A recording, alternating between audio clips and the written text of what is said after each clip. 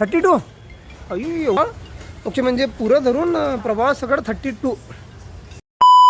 सर्व बेळगावकरांना माझा नमस्कार. तुम्हाला मी आज एक काहीतरी मस्त दाखवणार आहे. हे बघा पाठीमागे ही मराठा गल्ली आहे हुबळीची, आणि इथं सध्याला पुऱ्या भारतातली सगळ्यात मोठी गणपती बाप्पांची मूर्ती, ती सुद्धा इको फ्रेंडली मातीची बनवली जाते. स्वतः त्याचं काम चालू आहे. मी इकडे आलोय, तुम्हाला दाखवतो, तुम्ही बी बघा.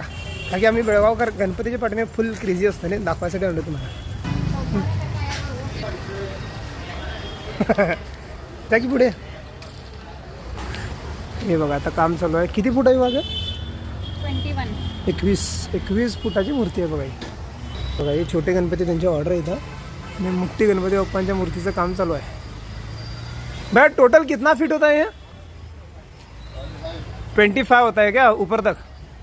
प्रभाव सोडून 25 म्हणजे प्रभाव धरून 28 पर्यंत जाते मूर्ती. उतना है 25.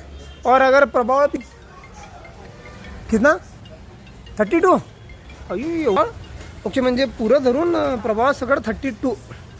हे एक गवत आहे की वाघ, गवतला चिखल रासलेलं आहे ते पुरं, दिसला? प्रॉपर डुम्मा गणपती आहे, एकदम सुंदर. तर इथं ह्या गणपती बाप्पांच्या मूर्तीसाठी काम करायला लोक मागवले जातात.